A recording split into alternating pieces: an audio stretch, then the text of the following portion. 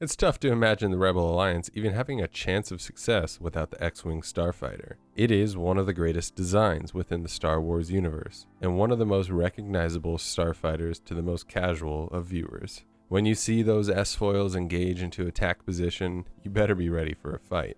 Today we discuss the X-Wing, and a number of their models, and the predecessors that led to the formidable starfighter.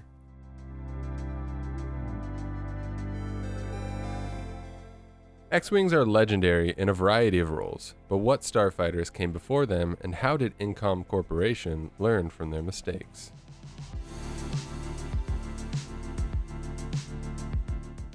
The Aggressive Reconnaissance 170 starfighter is one of the predecessors to the X-Wing. It was seen predominantly throughout the Clone Wars. The Republic Navy used these starfighters to bolster lighter squadrons of V-19s, as the ARC-170 was a heavy starfighter, capable of punching through the hulls of most CIS warships with blasters alone.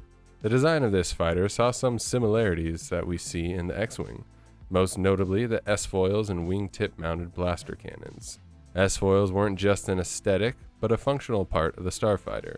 They worked to expose heat sinks and radiators that cooled the starfighter's ion turbine engines. The medium laser cannons mounted on the wingtips had a slower rate of fire than smaller cannons, but packed a heavier firepower.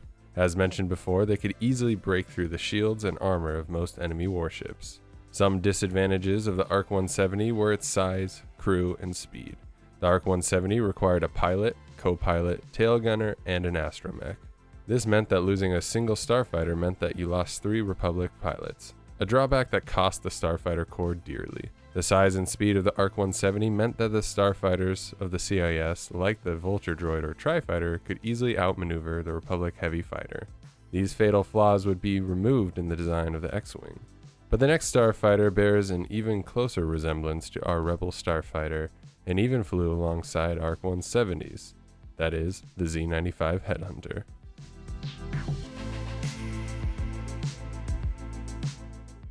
Now, the Z-95 isn't a brand new design by the time of the Clone Wars. In fact, it's rather dated. But Incom made this starfighter so versatile and durable that a clone-specific model was created for the Republic Starfighter Corps. It was armed with Time and Bach KX-5 laser cannons and 2 proton torpedoes capable of holding 8 proton torpedoes. It was shielded by a Zolin 9771 deflector shield generator, but lacked a hyperdrive of its own. This only meant that, similar to the V-19 Torrent, the Z-95 would rely on a Venator carrier or equivalent, or hyperdrive rings. The clone Z-95 Headhunter was the first starfighter to fully utilize the clone's unique mental capabilities, making this starfighter faster and more agile than other Republic fighters, while still providing heavy firepower by way of the proton torpedoes. However, the original Z-95 is what draws the closest resemblance to the X-Wing, and is considered to be the forerunner to Incom's greatest design. This multi-purpose starfighter had 2 powerful engines that made it quick and maneuverable. It did lack a hyperdrive, but could be retrofitted with a rudimentary hyperdrive engine, although the pilot would rely on their own pre-programmed routes or would need to calculate their own, as this model didn't have space for an astromech. The powerful wingtip-mounted laser cannons, single ion cannons, and concussion missiles made this snub fighter one of the best of the era. Thanks to the Z-95, we can finally talk about the incredible, legendary T-65 X-Wing starfighter.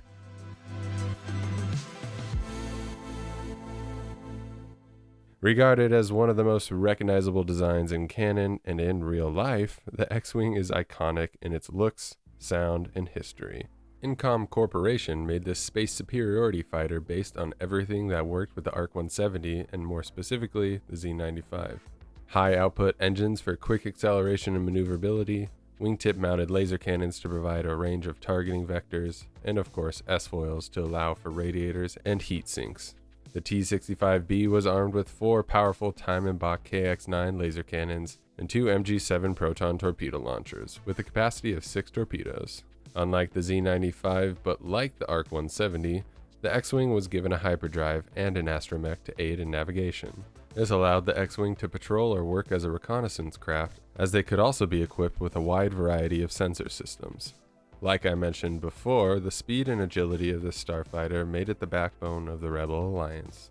It was propelled by 4 Incom 4L4 fusel thrust engines, An X-Wing could reach a top speed of 1,050 kilometers in atmosphere and 100 mglt. The deflector shields of this starfighter gave it increased defense and an obvious advantage over its barebone opponent, the TIE Fighter. The T-65B X-Wing is everything that a good combat fighter should be and shows just how important they can be in turning the tide of a war.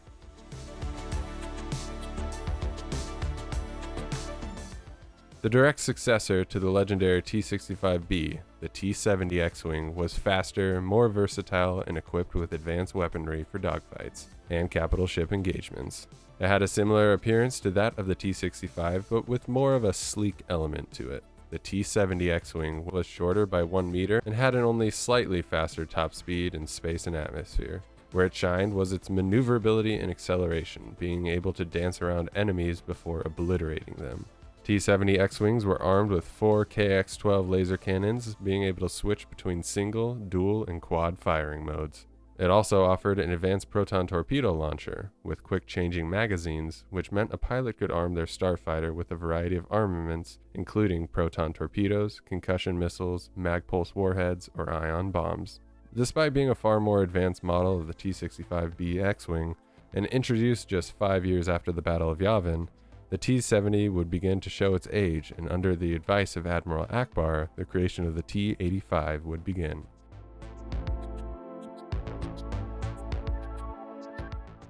Now, the highly advanced X-Wing isn't really well known and didn't get much of a chance to shine, considering nearly all of them except for one were destroyed when the New Republic fleet was vaporized in Force Awakens.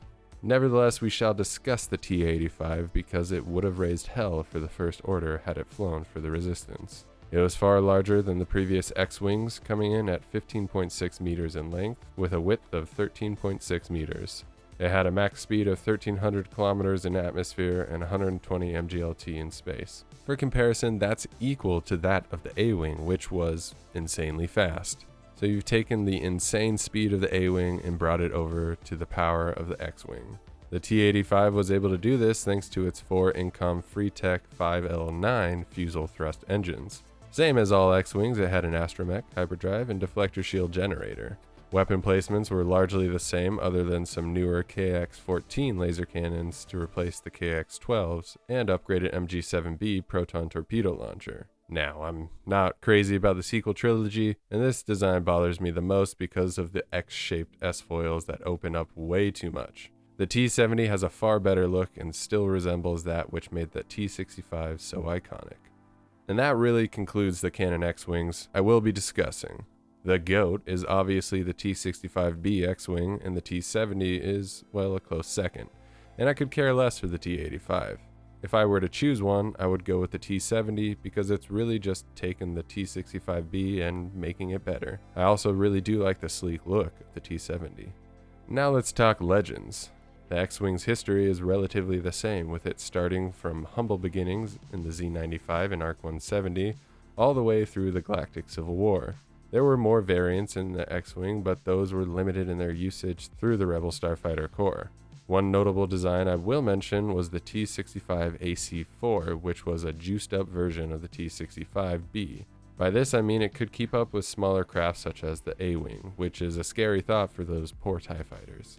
I'll also include a failed variant in the T-65D A-1.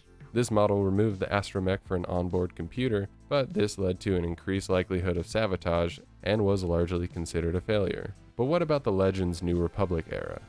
Well, sadly, the X-Wing was replaced by the far more advanced E-Wing, which I have discussed previously, so check that out if you want.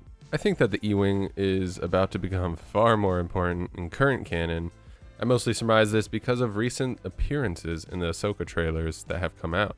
Slight changes have been made to the overall design, but it looks amazing nonetheless. I'm really excited to see this starfighter brought into canon, and I hope it isn't blasted out of the sky within moments. But we aren't talking E-Wings, we're talking X-Wings. Before the galaxy-wide Yuzong Vong War, the New Republic brought to service the J-Series X-Wings.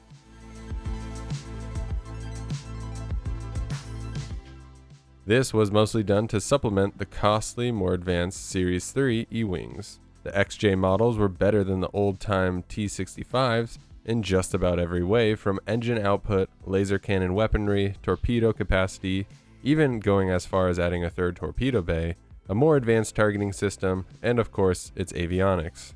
These incredible starfighters were given to Jedi pilots and bolstered many of the New Republic squadrons. The XJ series proved itself against the unrelenting Yuzong Vong forces and became the premier starfighter.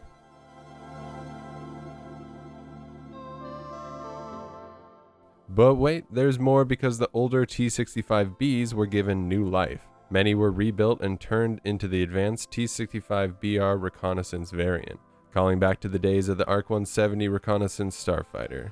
This starfighter took over for the long probe Y-wings, which were slow and very old. The T-65BR featured an advanced high-gang long-range sensor package with high-speed hyper-transceivers in place of the proton torpedo launchers. This starfighter could launch probes with additional sensor packages tethered to it, which provided for increased information gathering.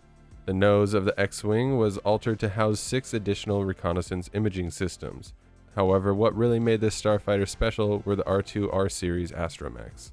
These highly advanced droids were used to maximize the efficiency of all the sensitive equipment. Many New Republic recon pilots joked that they were really only there to provide the astromechs with company. On a much darker note, these highly valuable X-Wings could not fall into enemy hands. Much like the Cole Protocol from Halo, there were contingencies should this fighter fail to escape into hyperspace. Recon X pilots carried a purge stick that, when entered into the cockpit control panel, triggered a purge charge, erasing the onboard data and also destroying the R2R astromech unit with an explosive. Once the purge charge was complete, a second failsafe was now enabled. A needle would be exposed that, once jabbed into the pilot's palm, would swiftly kill them. Finally, a dead man's spring plate mechanism would self-destruct the Recon X fighter with a powerful beradium charge. Dark stuff, but necessary to prevent sensitive intel from falling into enemy hands. Legends X-Wings really go hard, and I would definitely take an XJ series over just about all others. But you tell me which X-Wing starfighter from Canon and Legends is your favorite. Let me know if I missed any models that I should have included. And I would love for you to subscribe to the channel. All fans are welcome. Smash the like on your way out if you feel so generous. Report to your squadron leaders and prepare your X-Wings for combat. May the Force be with you.